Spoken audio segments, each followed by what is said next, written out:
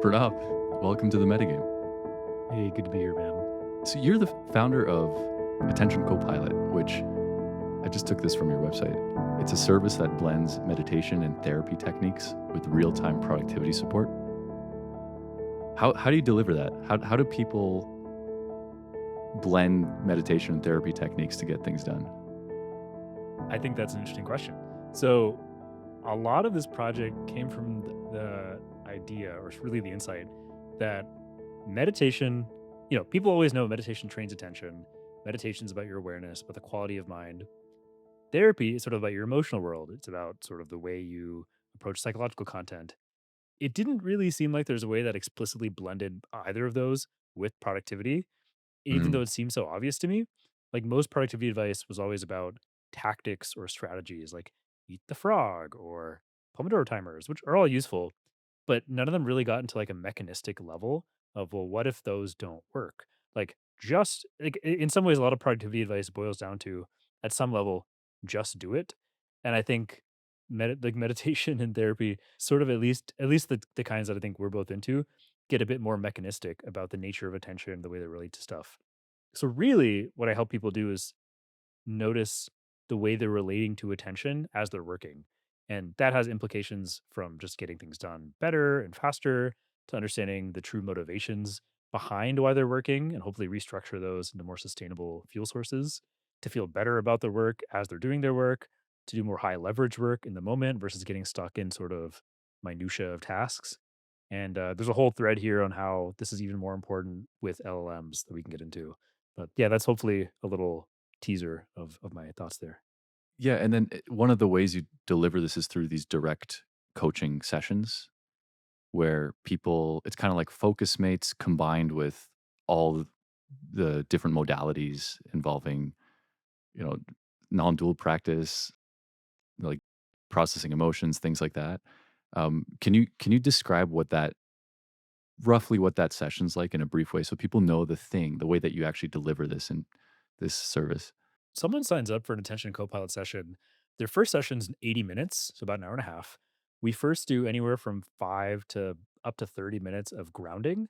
And really, it's sort of what looks like kind of an IFS session, internal naming systems, or kind of like an interactive guided meditation where we take someone from whatever state they're feeling, and we help them notice what that's like on a sensation level of, oh, I'm feeling this type of energy or this mood. And we help them ground, feel more resourced, move into a feeling of joy, and then potentially even move into a state of expansion, spaciousness, and more openness. From there, we do this second part, which is a clearing. So clearing the decks of all the stuff floating around their head, all the open to dos, all the maybe here, maybe there, I got to do this, got to do that. Sort of sort it out on paper, clarify it, clear it in a way that then makes it very obvious what they want to be working on for the rest of the session and the rest of the day or the week. And then from there, it's the work copilot mode. So this is what I almost call engaged body doubling. So a lot of people know about body doubling with tools like FocusMate where you're working and then someone else is on Zoom also working at the same time. I think there are different levels of engagement. So there's sort of like, on one hand, you're maybe you in a wall. On the other hand, there's like you and this person. For Attention Copilot, it's almost like that with rubber ducking. Rubber ducking is a software term where we have people talk out loud and narrate their experience of work as they're doing it, oftentimes also screen sharing. And the process of doing that with someone there who's caring and listening just like weirdly helps and weirdly works really, really well, which we can get into. And that's roughly the 80-minute session. And I'll do these sessions up to 3 or 4 hours with people that are also like pretty crazy and mind blowing. Yeah, so I wanted to ask you how you got into this. What makes you well suited for this? Were you always good at being productive? And I already know one of the answers, which you alluded to, for why you're suited for this, which is you have the capacity to sit for 3 to 4 hours with the person and do this body doubling thing. And so that to me, that's fascinating. I don't think that's normal necessarily. So there's something about that that feels I'm just curious about from a personal perspective before we get into your whole story here. What allows you to do that in a way that is energy sustainable as opposed to something that's draining? Yeah. It's a good question. It's something I've realized over time that I'm surprisingly good at. So when I launched this thing back in late June, I didn't know that I'd be good at it. I just thought like the sessions I had done in the previous year, I was pretty good at. I enjoyed it. But would I enjoy doing this as my day job, as a thing I do all the time? And I learned that I can do like 6 to 7 or 6 to 8 hours of sessions a day, pretty much for at least like a week or two. I don't know how this would go for a month, but at least for a 2 week stretch, I was doing like a bunch every day, including weekends, and surprisingly enjoyed it. So I think there is something to that. The thing for me is it feels like an extension of my meditation practice of just deep Mm, listening, just like sitting, listening, and just seeing what's going on for someone. An interesting thing there is that it's not just like on one level, they're sort of sitting and paying attention. Like if someone on the other side of you is body doubling, but like they're on their phone and not really attentive to you, that just doesn't feel as good as the person working. So interestingly enough, it doesn't also feel good for the work for the person doing the body doubling. Like having split attention just sort of sucks. So focused deep work feels really nice and focused presence feels really nice. So I'm basically just doing that for the entire session up to 3, 4 hours. And while someone's working and doing a task. So which I realize also is not a common thing.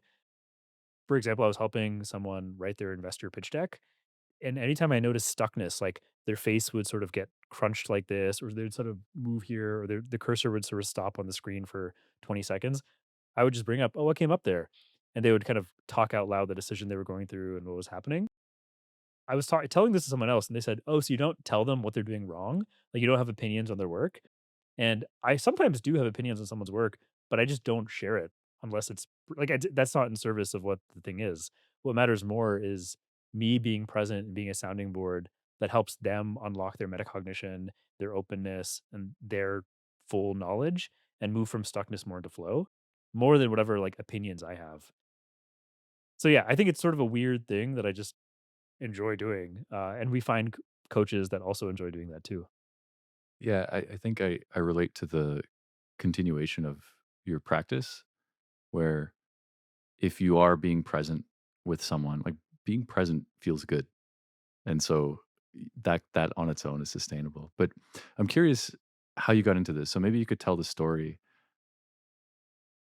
Was this something that you had an aptitude for, with your own kind of productivity, or did you struggle and are these skills very hard earned for you? Like I'd love to hear the arc. There's definitely lots of struggle, which you know about as well since we worked together. You were my coach for a couple months, which is really helpful. And I think productivity has always been this thing I've thought about since high school and college. I've had quite a bit of procrastination, especially when it's come to writing, especially when it came to like writing deadlines and large projects. And over the years, it's gotten better and better through the meditation practice I've done, through therapy work. And the relationship between procrastination and therapy isn't always obvious, which we can get into, but it always got better and better. COVID, I think, really sort of made it come to a T where I wasn't going into an office. I was with, I was in an environment that had some stress due to some family stuff.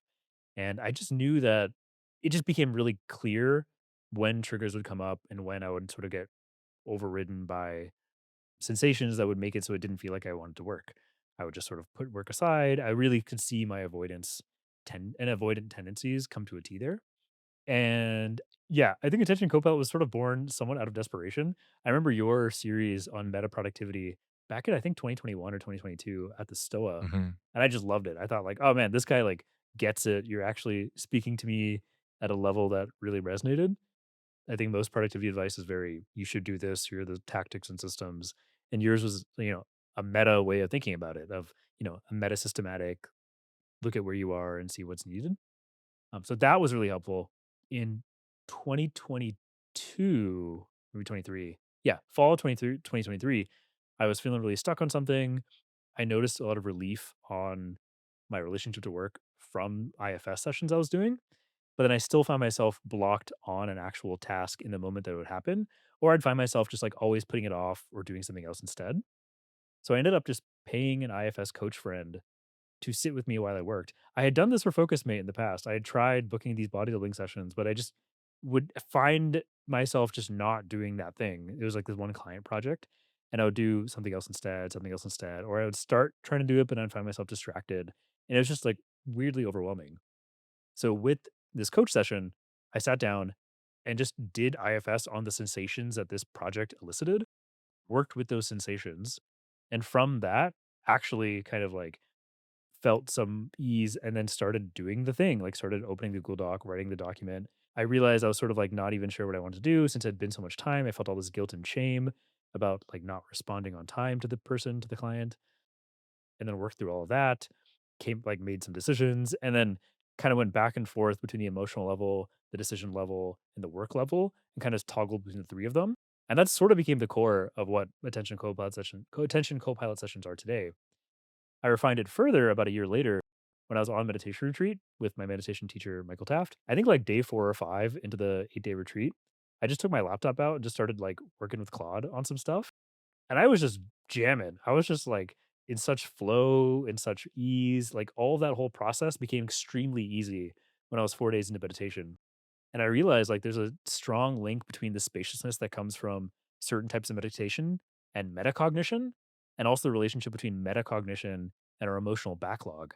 And when we have a strong emotional backlog or a lot of stress, like nervous system's really tight, we don't have the metacognition that lets us sort of be strategic about our decisions and our actions. So I think there's a really tight feedback loop between all of that. And that became sort of the core. The meditation retreat gave you the spaciousness and also processed some of that emotional backlog, and then that gave you more resources to flow with your work? Yeah, I would say the first time I did the IFS session, I wasn't very resourced, and I just needed the person there to do the IFS method on me, like IFS plus somatic experiencing, to like really work in the emotional level. And being with the emotions themselves opened up some spaciousness that led to metacognition, that led to me making decisions faster and actually doing the thing. A meditation retreat sort of showed me what that looked like as a baseline. Like if I just did this, if I like meditated 2 or 3 hours every day, I would just have so much more openness and emotional fluidity to allow for this stuff to just happen almost on autopilot. And this was almost what was happening when I was just doing really well. But it was the same process, just like almost super quickly. Right. I wonder if we can unpack how you mean the word meditation when you say meditating 2 to 3 hours a day. Like, what's actually happening at a mechanistic level that's allowing you to have that capacity? Yeah, so meditation means a lot of different things to a lot of different people, and there's different styles. I think you've had a lot of people talking about the deep end of meditation, especially with jhanas. So I was one of the first hires at Journey. I'm also a current part-time facilitator at Journey, and that's one kind of meditation where you're doing sort of like loving kindness practice and heart practice that eventually leads to these like attention, positive feedback loops of attention that lead to these bliss states. I would call all that more object oriented. The type of meditation I was doing was more objectless or quote unquote non-dual meditation, where you're really just sort of relaxing the sensations of doing themselves as much as you can notice it. The technique sort of changes depending on where you are progress wise, like how familiar you are. And as you've done more and more, you can kind of take these bigger leaps that seem less mechanistic, but just sort of more useful. But at first, it's really just about noticing subtle grasping of the mind and just relaxing it. Almost like how you can learn to relax body tension, you can learn to relax mental tension. And as you do that directly over the course of an hour, a day, a retreat, multiple retreats over a couple of years, I just got better and better at doing that as a skill. And when you do that, you sort of realize, or I realized, how even like emotional knots are really sort of just these tension knots, and you can kind of just relax around them. Sometimes get into them on an emotional level, like do different emotional dialogue techniques. But fundamentally, it's about the tension that they create, the tension that is created from you pushing away those emotions. So that's some of the stuff. That's what kind of what I mean when I say meditation. I know a lot of the listeners will be following along and have some direct experience to connect your words to, but for those that don't, what's a prompt that might give somebody the taste for it if they're listening along right now for what it might mean to let go of that mental tension or that grasping? Yeah. So one that my teacher Michael Taft often describes is dropping the ball or sort of yeah. So for example, let's say you have a fist and you're like really, really tightening and holding onto this fist as if you're kind of holding onto a ball. You're squeezing it super, super tight. The way to stop the pain is not to just like squeeze your hand open. It's to just relax. Just simply drop the effort. And you realize that that's sort of a contrived example because you're actively in that moment creating the tension. and then you're like, "Oh, just stop doing that." You're not needing to add more effort to stop doing it. There's a different intention that arises. You have to send some thought creates a neural signal that tells your hand to not do it, but there's not it's not effortful, it's not stressful. The idea is that we're doing that all the time to like a ton of musculature and to our mental concepts. So it's recognizing the way we do that in so many ways in our lives. And I think over the course of years, I realized subtler and subtler ways that I do that in ways that have led to more and more benefit. It's a tricky thing to talk about. I'm trying to think of, so one example in my practice is I would notice that I'm trying to drop the ball, or I'm sitting to meditate and I have a certain intention when it comes to meditating, and then I notice that I'm distracted, and then I'm feeling effort coming in to not be distracted, which I think is how most people meditate initially when they start. They're like, "Oh fuck, supposed to pay attention to my breath, but I'm not, so I'm gonna bring my attention back to the breath." And one thing that helped me, actually, I got this from Andrew Taggart years ago, was he had a certain kind of practice that anything you notice in consciousness, you would then label that it's okay. Mm. Like, you'd be Yeah, like, "That's okay." Like, you get distracted, like, "That's okay." "Oh, I haven't said 'that's okay' for the last 5 seconds. That's okay. I don't know if I'm doing this right. That's okay." And, like, I just kept doing that, and I was having at the time, I was having issues with sleep, and I found that that was the thing that would help me fall asleep. Like, "I'm having difficulty sleeping. That's okay." It's like, "I don't know if it's actually okay. That's okay." Like, you just keep going up a level and accepting what is happening, and I think these are all different ways to actually just accept the reality that is, we're I love that. resisting reality as is. Yeah. A way I'd sort of like summarize that or reflect that back is it's like these are all just methods to get to acceptance and then eventually welcoming in of reality. And Mm, sometimes you can do that directly on the just like drop the ball, drop the tension level. Sometimes it's like more on the what I would call the that's okay thing is sort of like our attitude towards experience of, are we critiquing experience or caring for experience? And I kind of think about that critique versus care axis quite a bit, where, there's sort of this psychological term of the inner critic. We're often like critiquing ourselves, critiquing parts of ourselves. But really, there's sort of this like meta critic of just like always critiquing experience. Like everything needs to be a little bit different than what it is. And in some ways, I think the opposite of critic is care. Like having a sense of care and tenderness allows stuff to come in. The interesting thing is that those aren't opposites. Like you don't actually replace the critic to get care. What I found is that you actually can go inside the critic and find the care underneath it because care is yes. sort of like the fundamental aspect of experience in some way. You just have to see it that Yeah. way. And that's been really cool because so when I do meditation now, I sort of blend a lot of the psychological techniques and stuff that I do with sort of Vipassana and all the meditation things kind of all in one. So in some ways, it's like all this like, it's kind of like a soup in a way, but I can sort of piece it out, but it just all helps, I think, towards that fundamental goal of welcoming an experience. I wanna talk about procrastination, and I also wanna talk about the inner critic, and I think those things are very relevant. You said that you were stuck with this particular project with a client that you found yourself procrastinating on. That was, like, one of the ones that was more resistant, I guess, to some of the techniques you were learning. How how did you untangle that? And if that's not the best example, like, what is actually going on when people procrastinate? Yeah, it's interesting. I think an example of what isn't procrastination, back in 2020 or 2021 on the Stoa, Frank Yang was on, and it was shortly after his sort of like 100% full natty enlightenment experience video that he dropped. He was on the Stoa talking about it. And I think one of the questions I asked him in the Q&A, and I can even send you the video for this after if you want to put it in the show notes or something. Mhm. One of the questions I asked him was, "Hey, so you're enlightened. Do you still procrastinate? What's your experience with procrastination?"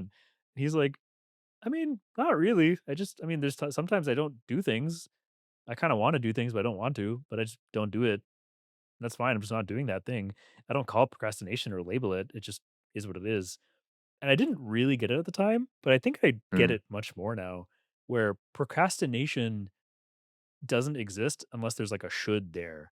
Like if we're sort of like, I should be doing this, but I'm not doing that. That's procrastination. And there's like this heaviness. There's sort of this tension. There's like a guilt to it. There's some shame to it. There's some emotion that's sort of like resistant and frictionful and something like that. And that's what everyone's experience is. But one way I've sort of explained this to other people is like in any given moment, there's like 500 things we could be doing. What makes it so we're not procrastinating on all 500 of those things at the same time? It's like, oh no, we just have some sense that there's a thing that is the true thing we should be doing. And we've decided it's all about decision making. We decided to not do those 500 things. When you've decided to not do something, you're not procrastinating. It's just clear, but there's a should there. So I kind of help people, and for myself, I've moving from shoulds to competing wants. So there's often just a large array of competing wants. Like, oh, right now I want to be working on this important thing, but there's also a want to be on Twitter. There's a want to do this other potentially other important thing. There's a, and framing it in that way sort of really as a cognitive framing has really like just evaporated a lot of the emotion around stuff or a lot of the intense rigid emotion around stuff. The second thing is noticing that like what fear and what emotion I am avoiding in the moment of procrastination and actually just getting in tune with that and listening to it. And we can go into like what listening to it means and what practice you can do, but just like not pushing that experience away and welcoming that in, that itself discharges a lot of the tension around it.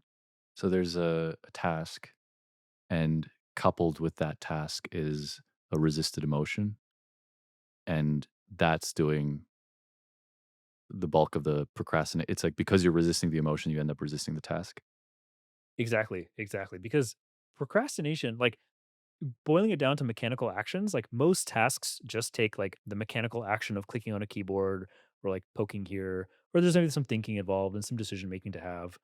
And in general, if you look at an hour or a couple days, we're just like doing things. And what makes it so this way of doing things is procrastination, and this way of doing things is doing the right thing, and this way of doing things is rest. Like it's all just like labels we put on experience.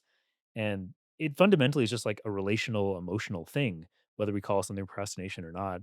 And it's about like our experience of it. And are we pushing something away and not doing what we truly feel is important out of some avoidance? And there are all these other like constructs we can use to describe it. But it is just it's the emotional experience of work. That's what procrastination is. So let's say you're working with someone and they tell you that there's an email they need to write, and there's an email they need to respond to. That's a more common one. There's like something sitting in their inbox and they see it every day and they keep putting it off. And they know that it's literally you just go to Gmail and open it and you start typing words. Like they mechanically is something they're capable of doing, but it's been 3 weeks and they haven't done it. And all they've been able to do is bring it up to you, let's say. Mhm. That's their current capacity. What do you how do you take them from there? Like what are the steps to disentangle that whole resistance? Yep. That's awesome. So that's probably one of the most common ones I have too, like most common ones I see in people with clients. So step one is one, just the fact that they even are aware that that's the thing that they're avoiding. That is huge because oftentimes the way avoidance works is we're not even aware it exists. It exists. So that's sort of the tricky nature of avoidance. It just doesn't even want to be shown to us. But let's say someone does know. Then before we even go into it, I'll just have them talk about it. Like, oh, what's your story with it? What's going on? What do you think about this thing? Because the longer time has passed around it, they've probably built up a bigger and bigger story that even just thinking about the story leads to this like maybe a little bit chest compression, maybe a little bit of sweatiness, a little bit of like, oh, just they're already starting off in a bit of a dysregulated, difficult place. So we just take those sensations and move from that into regulation. What's the way to do that? I think the best way to do that is actually getting into the sensations themselves. So this is an interesting trick. If someone's feeling that way, just cool. Where do you notice what has shifted in your body experience? Okay, my shoulders got a little tight. My chest feels this way. My breathing's a bit more shallow. Can you get closer to those experiences? Can you consciously shift your breathing into a bit more openness? Can you do some belly breathing? Sort of like move more into a regulated state on its own and just kind of like be more acquainted with the difficult sensations as they arise. Doing that alone creates a bit more space. Then I'll ask them, cool, what does success look like here? We'll sort of break the task down into some scaffolding, into success criteria, have them talk it out. When they do that, naturally, sometimes that alone is sort of a nebulous thing that feels tricky. Like there's a bunch of competing like success specs. Like, oh, okay, well, I want to make sure that the person likes me, or that I don't want to disappoint Mm. them, or I want to make sure I don't come across as XYZ. I don't want to be judged in these ways. Those are all things we can talk through. Those are all things we can kind of untangle the emotions around. Someone on their own can just journal about those and just simply journaling out those competing wants. Those are competing emotional wants. That alone will sort of discharge it quite a bit because we often don't even get to that of realizing like it's not just one email. It's like these decisions and it has all this bundled with it and getting it all out explicitly really helps. From that, we can then get to the strategic part of what does success really look like here? Like what's the kind of intent of the message? What do you want to get across? And then what are the next actions? What are all the things you have to do to reply to that person? Maybe replying to that person requires digging up a tax form or like finishing some report or some other nebulous tasks you hadn't really documented. And it's all just like wavy and nebulous in the mind. So getting all that down. And then when a person feels like pretty good and there's a plan in place, I'll then have them open up their email and then talk out loud as they are opening up. And then we'll notice in real time, they're getting distracted by something else. They're seeing the thing and they're like, wait, no, actually, there's a different thing I have to do. And like all this other stuff comes up just from being in attention on the thing. And that's sort of how the whole thing goes. And it might even just take 2 minutes, it might take 10 minutes, it might take 15 minutes, but there's really just the first few minutes of intensity to be with that allows someone to then go into flow on it. Yeah, that's great. I'll add like a couple things that I've noticed from working with people. One is actually pretty standard GTD. A lot of procrastination is a reaction to uncertainty. Like you referenced this, like there are multiple competing outcomes, or they don't really know what the outcome's going to be, or what done looks like. And so if you just ask outcome next action, it's like a straightforward GTD thing. Where it's like, can you tell me what done would look like for this in a way that a third party can look at that and be like, yeah, this is done. Like just very, very clear. Like this is the line where it's done. And then in sequence. So after they have that, you just say, what is the next physical incremental step that brings you closer to that reality? I still do this all the time. And I notice that often there's something to debug in one of those variables. So the first one being that you're not clear on what it is that you want here because of the competing wants that you spoke to with the outcome. And then with the next action, a very classic thing I see is if somebody has 50 other emails that they're avoiding in their inbox and they have a task that involves going into their inbox, the next action means they're going to face 50 other things that might trigger them emotionally and might pull them into a bunch of stuff. And so there's some wisdom in their system they're like, I'm not ready for that right now. Like I feel under resourced to see like the 50 things that I'm avoiding. And it's very hard to go into your email inbox and just pick one email when you see like five other emergencies. Those things all hijack you. And so you can debug that. It's like, okay, the next action actually involves facing five dragons instead of one. So maybe what you might do is just write it in a notes app or something like that, or you can find different ways to do that. That's awesome. Yeah, I think you do a great job of keeping it simple while also addressing the emotional reality. Because it is like some people see next actions as it has to be this like, well, write the email. But actually writing the email is like a sum of like 8 steps or something, you know? It's like Yes. see the 50 emails first, then write the plan, write the intent, and like breaking it down appropriately. I'm curious what you've seen where I do think over time steps become inherently bigger. Like you don't have to go into like every single gear level thing, but I do think it is helpful when you're in a dysregulated state. Like when you're in sort of a stress response, you kind of have to just go super granular, and eventually you can kind of do these large leaps of like, oh yeah, just do this, just do that, which people do all the time. Like it's not like one email is the same as every other email. Like the most important ones, you kind of have to break down even more deeply than sort of just a normal thing. But yeah, I'm wondering if you in your with your clients you've seen, have you had like a range of experience there of people having different responses to similar stressors in their own life. As in, like, what are what makes it so that sometimes you can take like a big leap? Like you can say, just write the email. And then Mhm. sometimes it has to be broken down into something more fine grained, like go to Yeah. Gmail first, Yeah. open. Yeah. I think with that, often it's so some of it is actually just a skill issue where people haven't identified like the 80/20 verbs that represent the majority of their knowledge work. And so, and if you pay attention to what you actually do, you'll realize that there's only like 10 different things and different permutations of those things that represent like a typical workday. And if you aren't very skilled at those 10 things, then maybe doing this breakdown process in the beginning is very helpful. And then at some point you become very skilled with it. You're like, I know how to send that type of email. I know what happens when this particular fire emerges and, whatever on that team. Or so some of it is just getting very skilled with those things in the same way that a musician will learn how to play chords. And then now they just have chords that they can deploy. But then every now and then you have an edge case. And I think a common type of edge case is you're missing information and or you think you're missing information and a decision needs to be made. So maybe you need to send the email, but you can't send the email because you actually need input from some other person, or there's some tax code thing that you have to look up, but you don't know where to look for that. And you're thinking send email, but the first step is actually talk to that person or go to the government website. But you keep saying send email and your body doesn't know what to do. Yeah, exactly. Nice. Yeah, and I think that's interesting because that is a way to frame it for a lot of people sometimes see this method and they're like, "Oh, that's for junior employees," or "That's like what I did 10 years ago."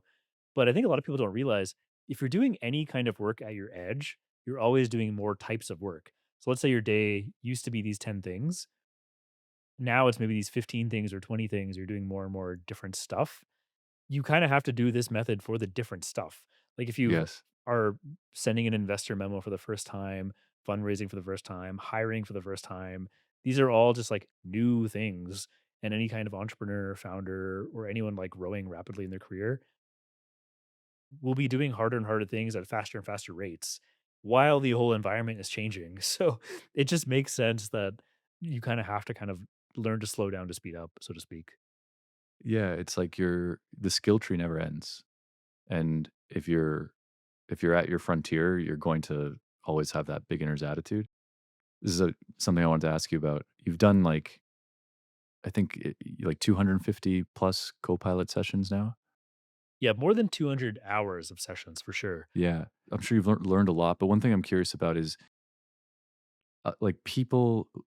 Like, are there people who are in extremely like high pressure, like otherwise top performer type positions who are signing up for these things? And what is the nature of their challenge versus, I don't know, someone who's like procrastinating on their homework or something like that?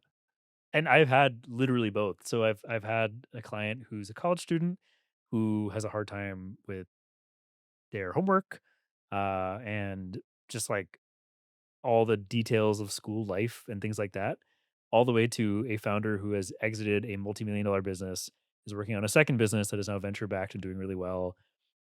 And what's really interesting, it's the same process for both, but the way it shows up is quite different. So for the successful founder, what I do is, and they've booked 2 hours a week for sort of like the next few months.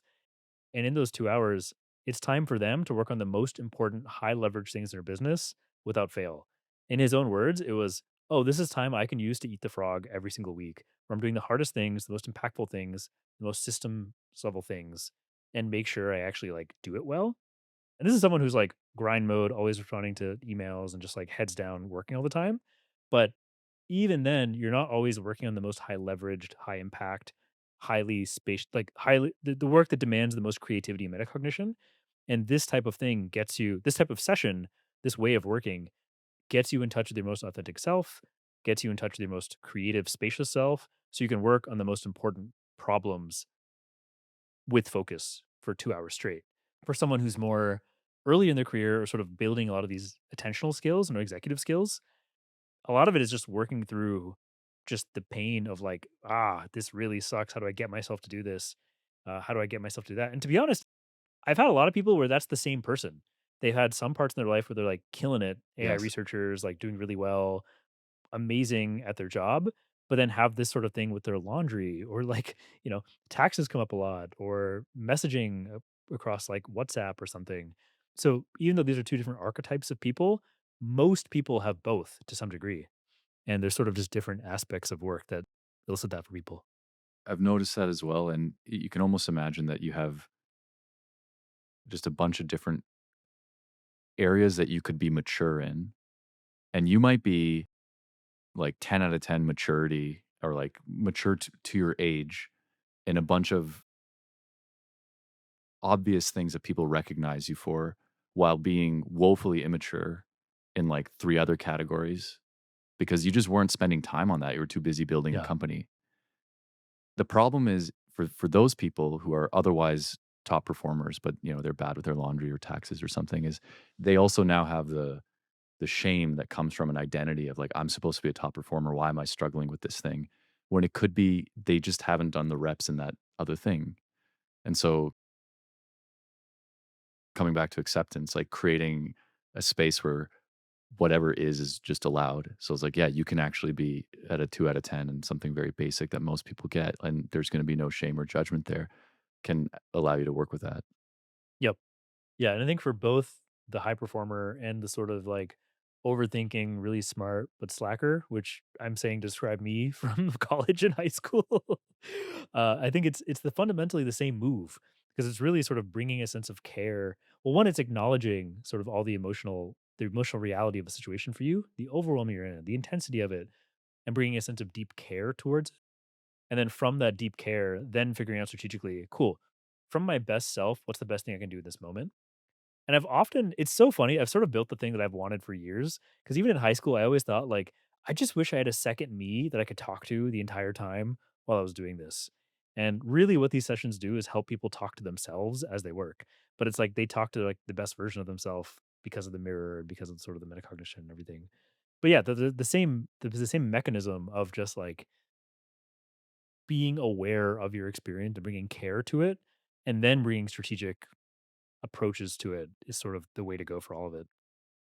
I want to highlight something that's very attractive to me as part of the service, which it sounds like this is the way this founder is using you guys. But if I knew that 2 hours every week, all I have to do is sign up and pay for this thing that's going to show up in my calendar and it's going to reliably get me to work on the most important thing and also practice the process of doing that.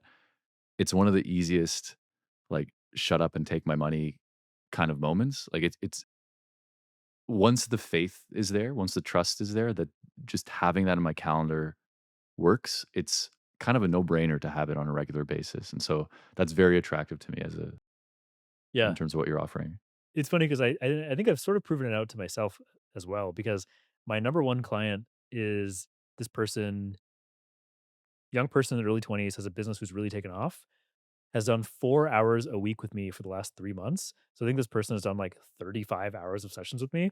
And for these like and this is 4 hours a week we're doing co-piloting. And it's just awesome to see sort of like how much this person gets done, but also how much emotions get processed. So sometimes in the 3 or 4 hours, it's like the majority of it is just getting things done, and then anytime context switching happens, I help them notice that residue of context switching and kinda move back into the thing they actually care about when they get and that's a container where they can just get, like, a ton of weird like, not weird, but, like, intense inbound emails from lawyers, from customers, complaints, and notice the triggers that arise as you do that and sort of how much they get locked in, and let's say they get a little locked in and sort of tight for, like, 5, 7 minutes, and they almost forget that I'm there. At the end of that 5, 7 minutes, they're like, "Oh, whoa, I just didn't even I didn't even realize we were on the call. What just happened?" And they're aware of it. And then we can kind of unwind, talk about it, unpack it emotionally, and then go back into work. Sometimes we had like 2 hours out of the 4 hours were just like emotional catharsis, realizing like all the stuff that they had been building up to over the last few weeks, and it was like this huge release. So a lot of interesting things have come from this. And I do it for myself. So I have 2 coaches now in the organization that I've trained, and, like, there were a couple weeks where I was just booking an hour or 2 every week, and it was awesome for me just because it was, like, the kind of thing I really wanted. And what's cool is, like, at the very high end, it's expensive to do 3, 4 hours a week every week, but even, like, an hour a week or an hour every 2 weeks has been a really powerful recentering force in my own life to just make sure I'm, like, working through the backlog of stuff and actually doing what's important. In some ways, I think we talked about this, like, for, like, a 2 or 3-year period, I was in this mode of, "I just need to do a weekly review. I just need to do a weekly review." Like, my entire life would be fixed if I just did a weekly review. And I think what tends to be difficult about that is the shame, the difficulty of, like, what if I didn't really do much that week? Or what if, I can't do a weekly review because I gotta do all this stuff, and I'm kinda overwhelmed doing this stuff instead, and you put it to the wayside, and fundamentally, we just have to, like, show up and do it. But how do we do that? This is hopefully a nudge in the direction of an emotionally open, welcoming space for people to do that and actually, like, hopefully get better results in the process of doing that too. I'm just remembering something I tweeted a while ago where I said, like, in the limit, all productivity advice reduces to just do a weekly review, which nobody does, which is very funny. And I remember I interviewed David Allen a couple of years ago, the creator I of saw that. GTD. Yeah, and I asked him, I was like, the whole thing fails if people don't do the weekly review, and that's the thing that most people struggle with.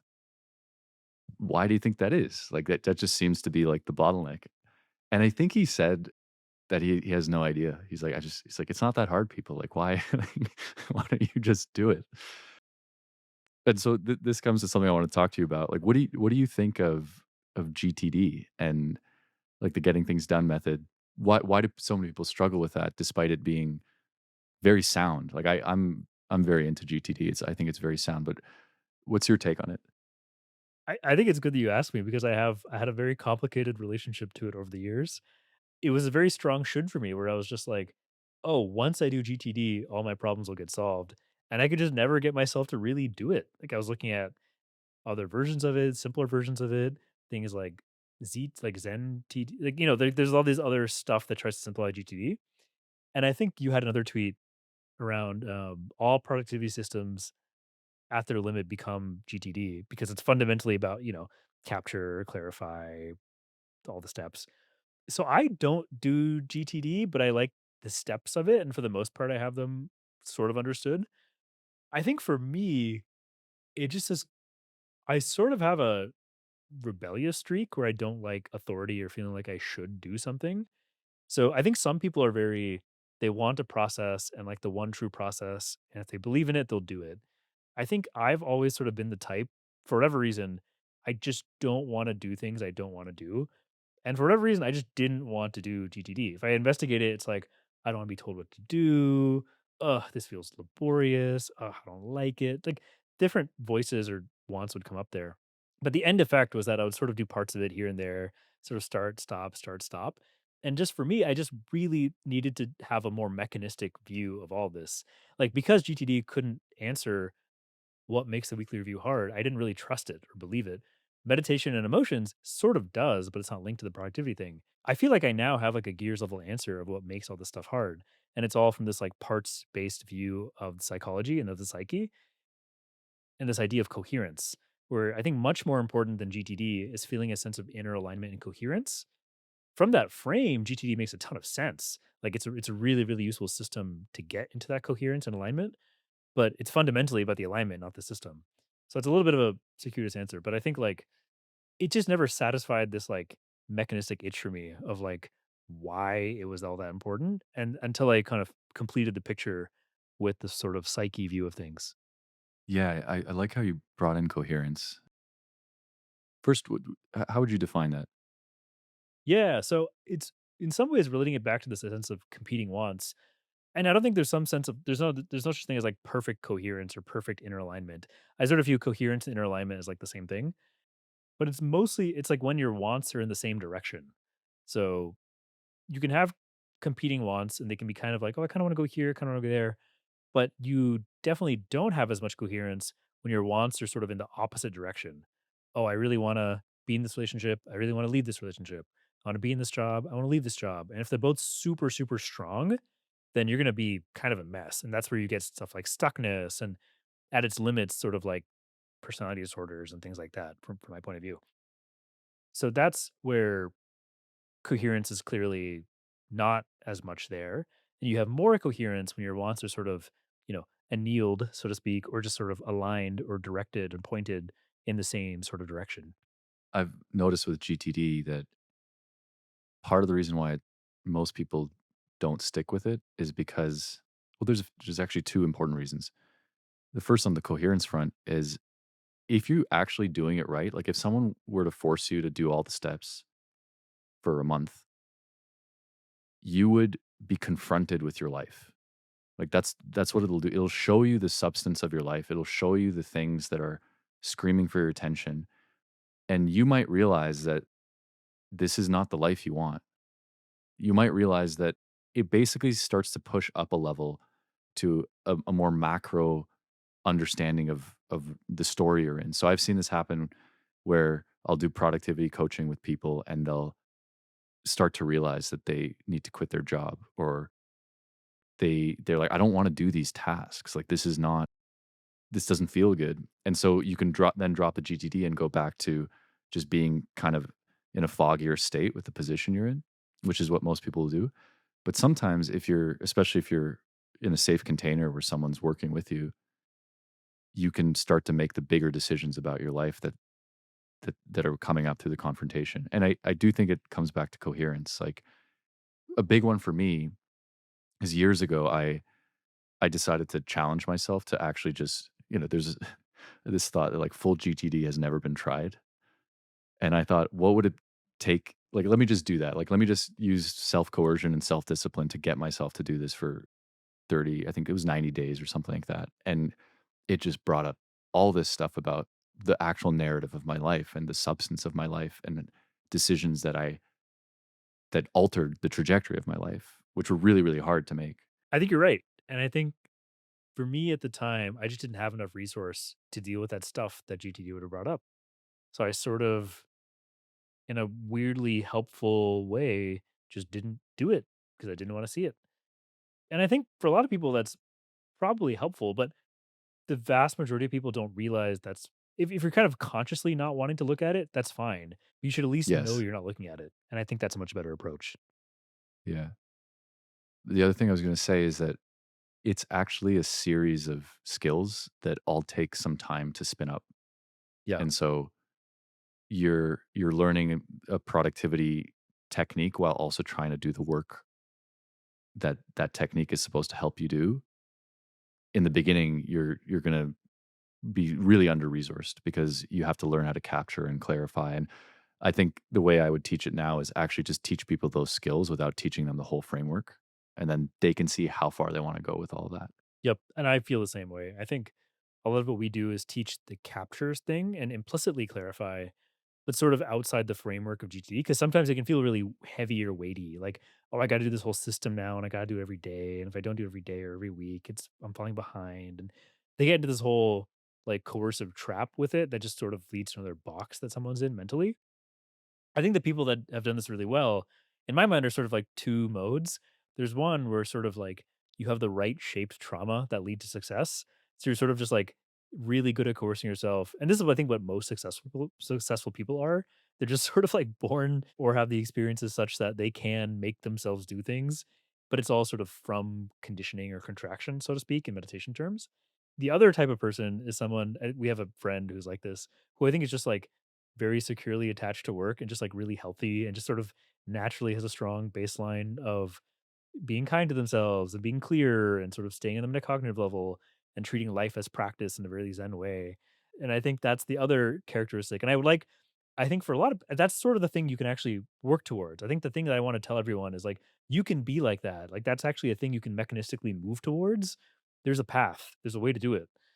You just are not there right now, but there are certain skills you can build and ways of being that you can get there. Most productivity advice is sort of like just try to copy the people who are in that former camp who have sort of figured out how to like make themselves do things that can work. And I think you obviously that's helpful to do. You kind of have to make yourself do things for at least a little bit, but that's just not where the best ideas come from or the best lives come from, in my opinion. Yeah, it's almost like most people have just enough self-coercion and should to be dangerous or to, like, be in the kind of intermediate area where it's not getting them to some radical success, it's just creating, like, a lot of, like, wasted energy. And then someone's like, "Oh, well, maybe I need to learn a productivity technique," which just becomes a more sophisticated way to should yourself. And then your to-do list becomes a list of things that you feel guilty about. And so, of course, and then now you just become more skillful at shaming yourself for not being enough. And that doesn't seem like a good approach. Yeah. And I think the thing too is productivity has been around for decades, right? Like people have thought about this and read about this, and this is not going to be the first productivity conversation someone's listened to. If it is, that's awesome. That's pretty cool. but people have thought about this stuff for like years and decades. So if that stuff has worked, it would have worked for you already. So I think we're sort of proposing this like other thing of actually you can kind of work with your emotions, not against them. You can work with your wants, not against them. And in some ways, that's a bit of a slower, maybe smoother approach, but just more holistic, more natural, and just fundamentally more sustainable in the long run for certain types of people. Maybe not all, but at least the kind of person that I am and the kinds of people I work with, it seems to be working really well. I want to get a little practical. If someone is like really vibing with this, other than booking a session, what's something they can do? Let's say for the situation where they realize they're procrastinating on something. So there's this like window of awareness that opens up, but they also definitely still don't want to do it. So that window is going to close very quickly because, and they know if they don't do it, something bad's going to happen. And so usually what happens is you jump into an escape and then the window closes. But let's say you have that moment of realization. They're like, oh, I'm procrastinating on something. And I listened to this conversation with Pranab. Like, what would you recommend that person do in that moment? I think the number one tactic is emotional journaling. So this is something I haven't really heard described much before, but it's in the moment of clarity, just opening up an Apple Note or Google Doc or something and just journaling, but not in the typical way we think of it. So typically people can be kind of precious about their journaling, has to be like sentences, has to form a story, it's something they want to preserve.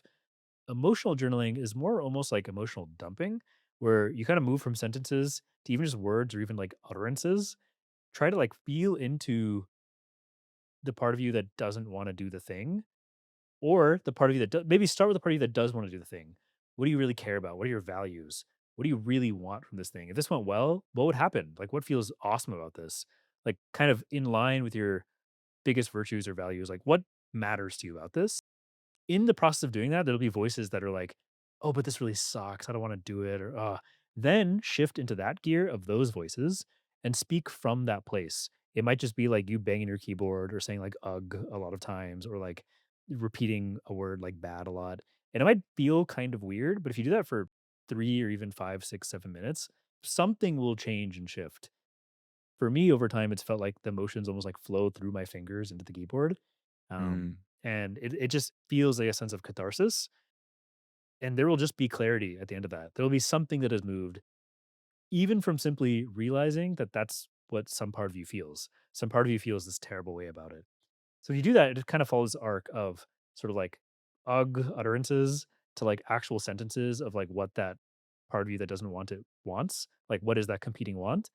From there, you can kind of see it with a bit more clarity, and you can kind of tap back into like the higher want or sort of the more holistic want or the more sort of virtuous want of like, what matters more to you. And that process might happen a couple times, but really just kind of like continuous writing about the thing from different angles will really clear it up and open it up. From there, you can then get into defining success, writing out next steps, and that scaffolding, even if you don't do the thing, that makes it far easier to jump into that context when you want to do the thing. And that gives you like you've laid a brick towards your future foundation, even if you haven't actually, because that's actually all part of the work. Like we think that planning out the work or emotional processing about the work is not work, but that's all part of the work that needs to happen before things get done. and sometimes after doing that, you really feels like you're 90% done. Yep. Like some tasks are actually just decisions, and by talking it through like that, you're like, "Oh, I think I know what my decision is." And then the rest of it is details, like sending an email or something. Yep. Strongly recommend a lot of Joe Hudson and Art of Accomplishments work here. They have a whole procrastination series that, in some ways, I feel like I'm really just like productizing and operationalizing a lot of the wisdom they're sharing there. And I've learned a lot from them. So I think that's a huge another source of knowledge to look at. Yeah. I'll also add like a tactical thing here. Something that I've done in the last 2 years, which is a very simple thing that really changed my life, was making like I took an old iPhone and I use it as my bedtime alarm, and it doesn't have access to the internet or anything like that. And it only has one app on it, which is the voice memos app. And so, and it's always in the same spot next to my bed. So whenever I find myself looping on anything or procrastinating about something, I will immediately start recording a voice memo. It's always 2 clicks away. And then I also have the voice memos app on my main phone. And at least for me, I find that always more accessible, assuming no one's around, than opening up my computer, going to the journaling app, and starting to write and speaking just naturally. Like the point is to get into a place where you're having an honest conversation with yourself. There's like an earnest honesty that starts to show up around the topic, and then things move. And it sounds very 100%. simple. This actually, you mentioned Joe Hudson. This reminds me of something I learned from AOA, which is it's kind of implied. I don't know if they actually these aren't their words. This is my interpretation. But I noticed that grief is kind of like developing a good relationship with grief and being able to welcome the emotion of grief is like a speed run tool when it comes to this stuff because so many of the solutions are painfully simple and we don't implement them for various resistance reasons. And then when finally you do it, and I'm sure you've seen this in like Copilot sessions where someone finally does a thing that they've actually been resisting. There's actually some grief about the fact that they put it off for 10 years or whatever it was. And that if that's an emotion that you're avoiding, it's almost like some part of you knows that there's that paid like, I'm gonna experience grief when I do this. When I cross this off my list, I'm gonna experience some grief. And so you're putting that aside. But if you can feel the sweetness in grief, if that can be something that you become a connoisseur of, I think all of this stuff starts to flow a lot more smoothly. For sure. Yeah, I'll go to a meta thing there where I think the cool thing is the process works no matter where you are in your emotional fluency journey. You can just be starting off and just like not even realize your emotions are a thing or not even be able to tell what grief is versus fear is. And just doing this still helps because it still works all the way to then realizing what is grief, what is fear, what is anger, what is shame, what do those all feel like? When did those all come up? How do I have healthy relationships with all of those? Because totally agree. I think grief is something I haven't dug as deep into, but I have experienced that like once you're sort of on an upswing and doing something well, wait, why wasn't I doing this before? Why have I wasted years of my life? And I've definitely experienced that of like almost any sort of like opening or growth phase requires me to shed the fact that I was sort of like in a pseudo depression for like years before or something, or just sort of like not doing anything appropriately the years before.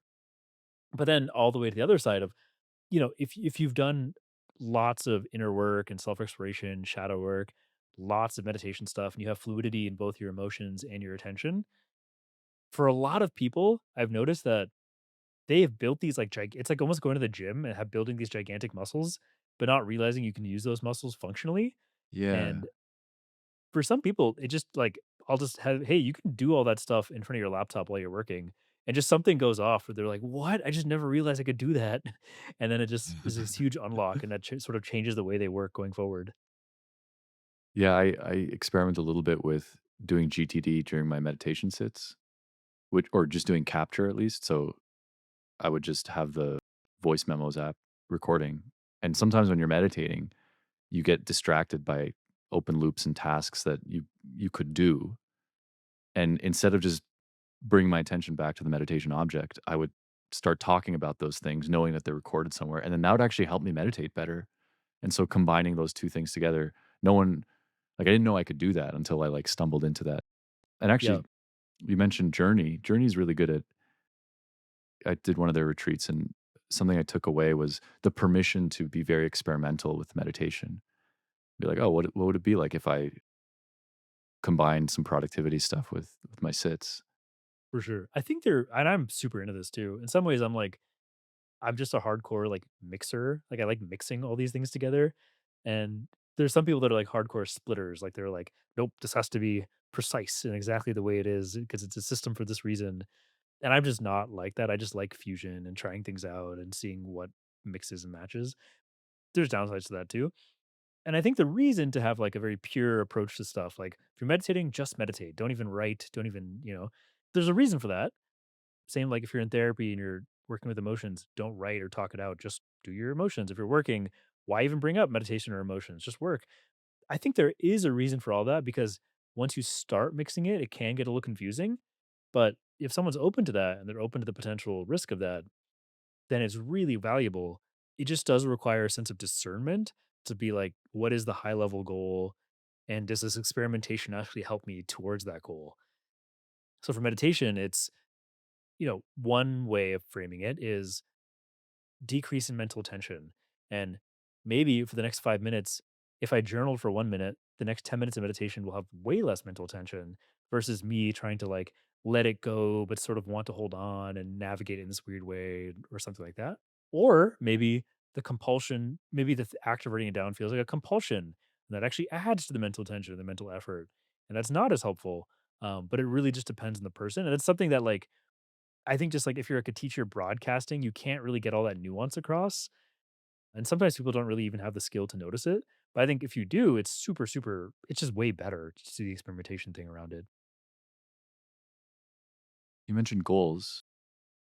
How do you bring emotional processing, IFS, like this, the same stuff that you're bringing to Attention Copilot? How do you bring that to goal setting?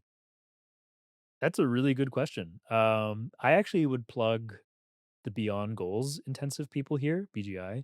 I think they've actually thought about this in much more depth than I have, and I think they're doing a great job there. Benjamin, Teresa, and Sarah. But basically, the way that this has come up, I'm very bottoms up in my approach. So a lot of what Attention Copilot is doesn't even require you know what you want to do. So I've been in a weird way, sort of like not very goal oriented in my sessions. And even when someone comes in, they may think they have a thing they want to work on, but we sort of realize in the process of doing it that it's something else that's even more important. So I'm sort of in the camp of like process level goals and bottom up type stuff. If you're living a life where you're not avoiding things or you're sort of habitually looking at what you avoid and taking that on, that will just lead naturally to a good life. I think from that goals can emerge, but I sort of have at least both myself and company wise in this camp of help people. If they already have goals organically, great. If they don't, then the goal is just to be with what is being avoided, and that's the biggest goal someone can have. So that's sort of how I've been looking at it so far. Curious about you. Yeah, I think something simple I could say about it is I've learned that goals will naturally emerge as you understand yourself more. And often the reason why people have difficulty with goals is they'll set goals from an impoverished self understanding, and then they'll have difficulty executing on those goals, and then they'll feel bad about it. And then now they have complicated feelings around goals in general. But the way that this shakes out practically is I found it so much more valuable to review the past and get really clear on what happened than to set goals for the future. Like once I'm really like I this time of year I do an annual review, which I'll actually share my template because I send it out to my Substack. But I find that once I understand what happened this year more clearly, it's very clear to me what I genuinely want to do next.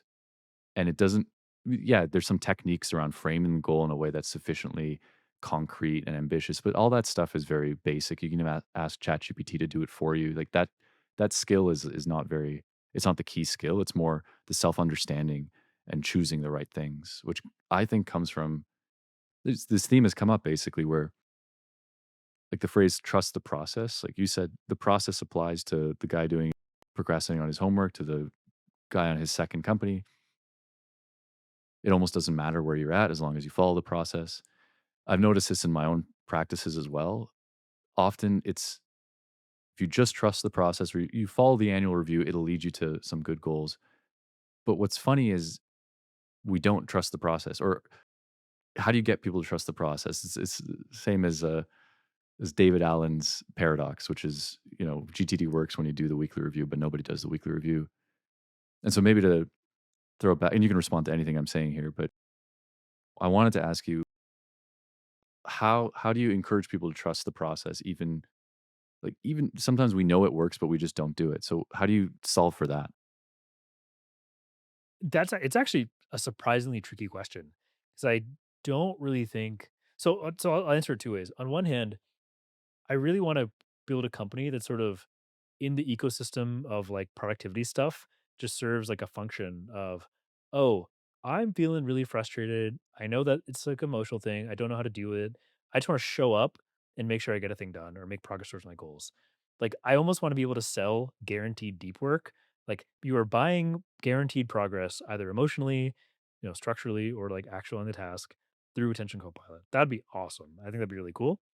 And so far what exists is Focus Mate, where you can like most likely go and show up. You'll have someone you can, set, but you're setting a time, you're time blocking, you're setting intention, but you may not actually do anything the entire session, but at least you show up, At least there's some extra little thing that makes you want to show up.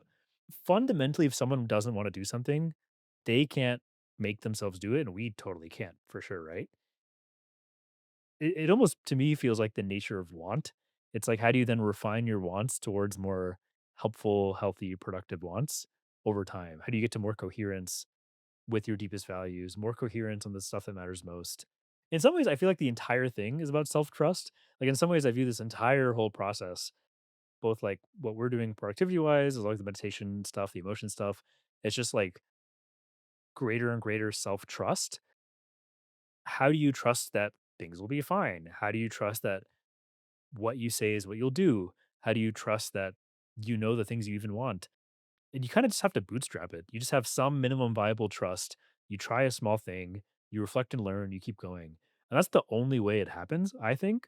In some ways, that's sort of the spectrum of who can take to this really well. If someone really has already high self trust in most areas of their life, and they just have a couple of things they're a little weak on, once they learn this sort of more detailed process, they're like, "Oh, cool, great," and they can apply that self-trust to the rest of their life very easily.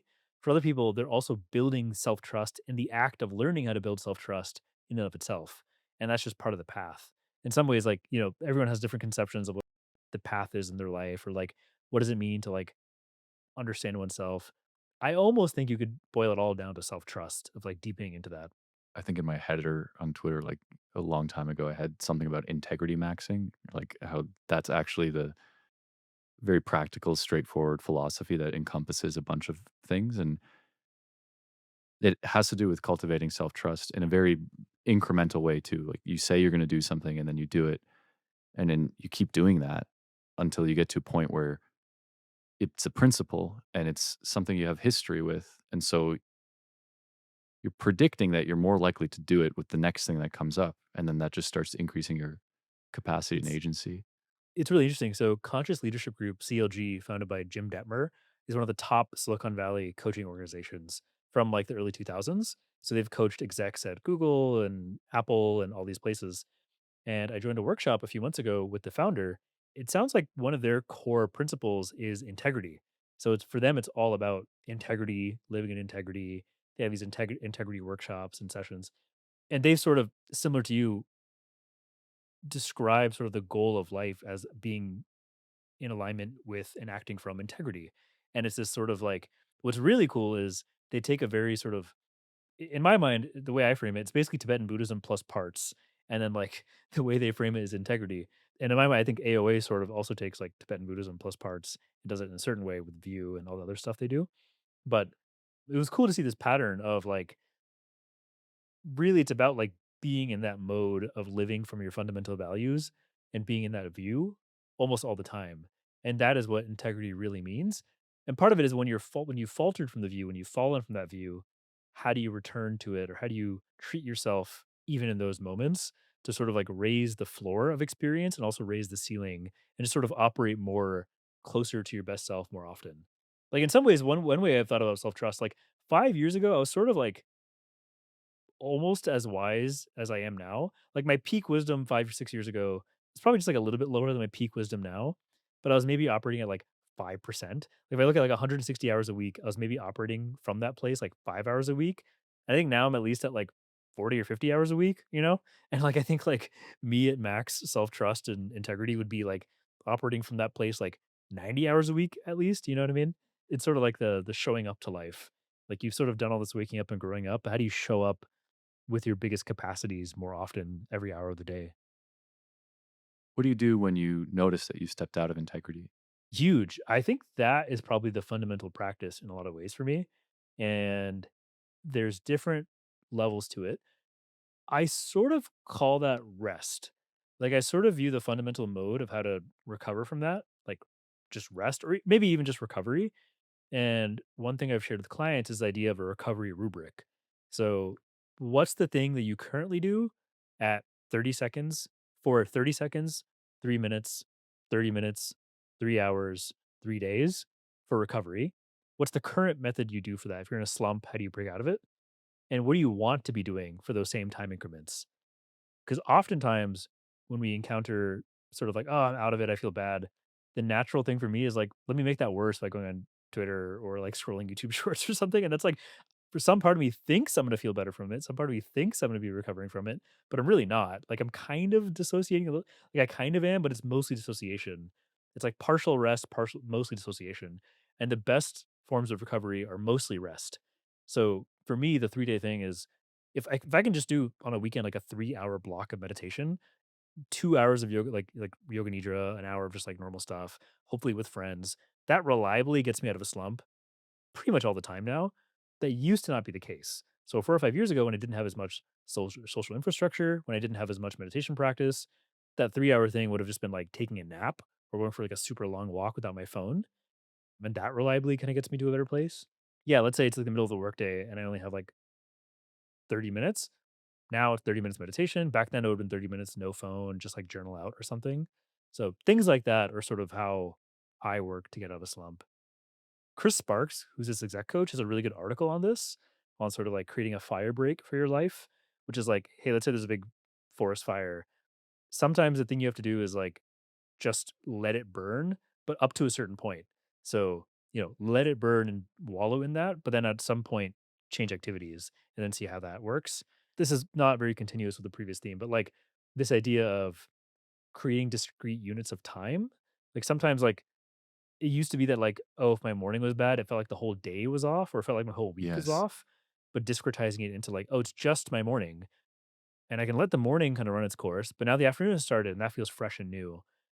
And then, but it's interesting because like that itself is a skill. Like I've noticed in some friends and clients that are sort of earlier on in the journey, they'll sort of feel like the whole day or the weekend or the week or the month is like a wash and they'll like let it go away because of that.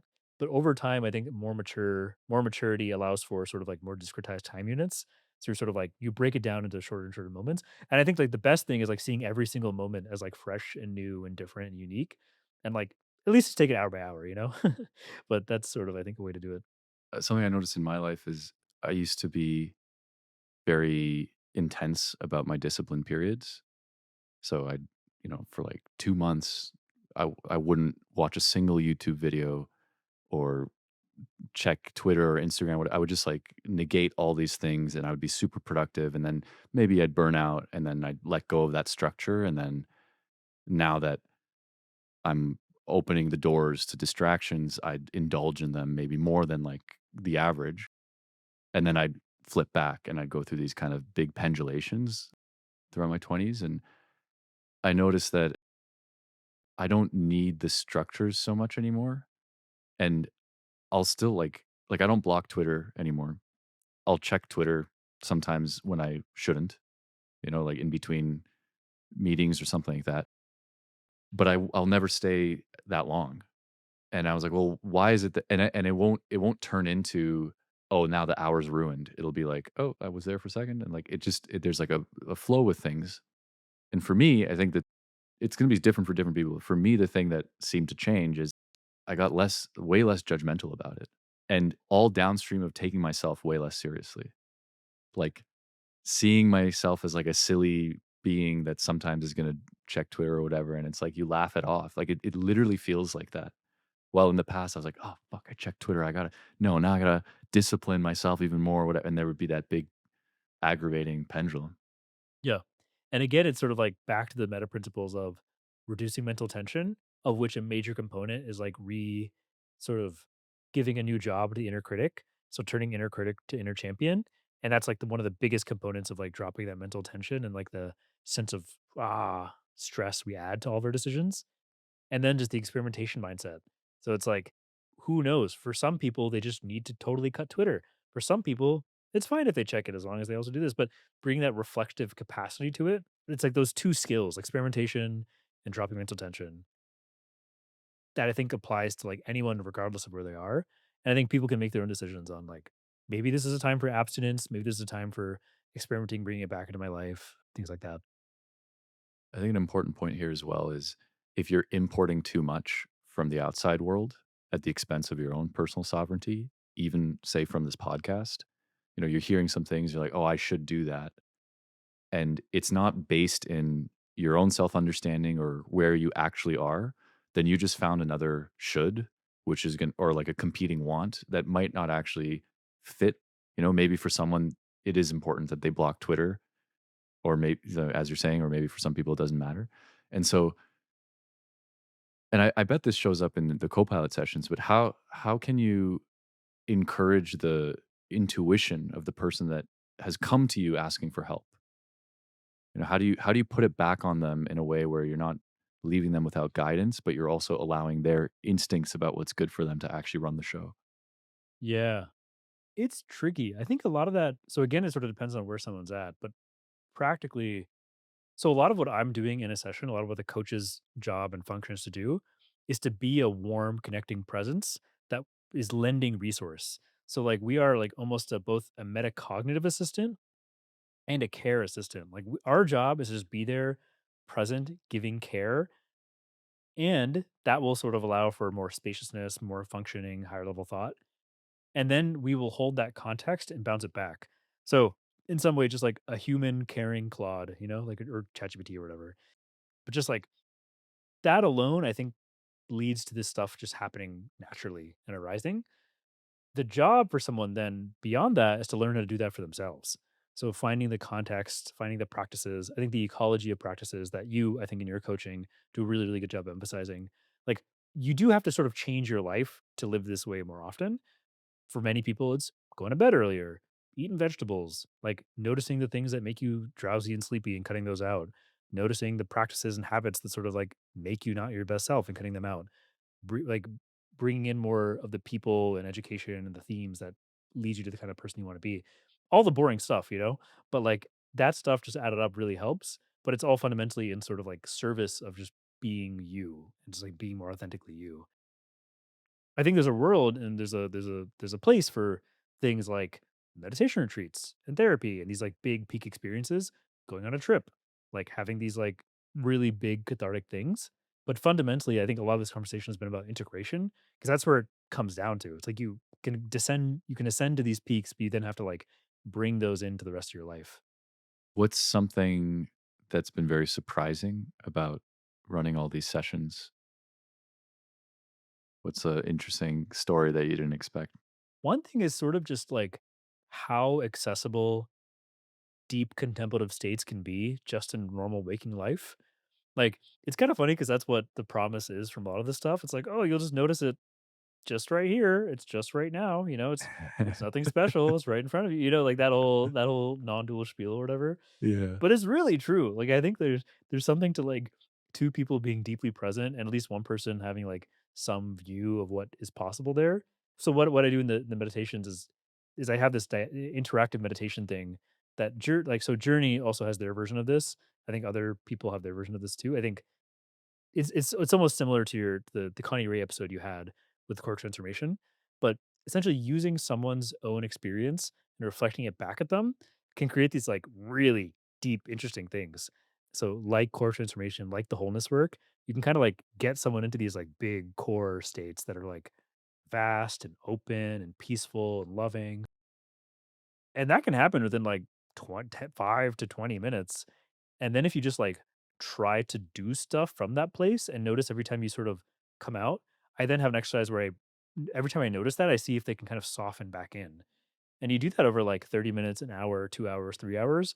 Your day is sort of massaged by this sort of like cleaner consciousness or something that just feels really nice. And I'm just surprised at how much that does the work for me. Like, sometimes I talk about, like, mixing IFS and work throughout the whole session, but when someone's in that deep present state, it just happens automatically. Like, decisions get made, like, emotions get felt, stuff gets clear just from sort of being reconnected to that sense of wholeness, and that's accessible to anyone all the time, I think. I remember when we did a session back in maybe one of the earlier ones when you were still prototyping it. We started with the grounding, and then I entered one of these, more expansive states of consciousness, and then you you prompted me to come up with a word that represented it. And that was a really cool move because then we could call on that word. Like every time I moved away, now I'm working on a task and I'm away from that big state, I can just say that word and, like, start dosing what I'm doing now with that big expanded awareness, and that was really effective.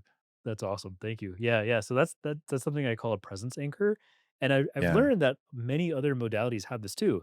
I think your episode with Connie Ray, she mentioned something like this in some of the NLP work. The Alethea method also has something like this too. And it's been really cool seeing sort of like analogs across different modalities with this. But it basically sort of creates like unique to you a sort of like attractor in consciousness, or more practically just like a reference point of like, oh yeah, that word has this association that feels this way in my body.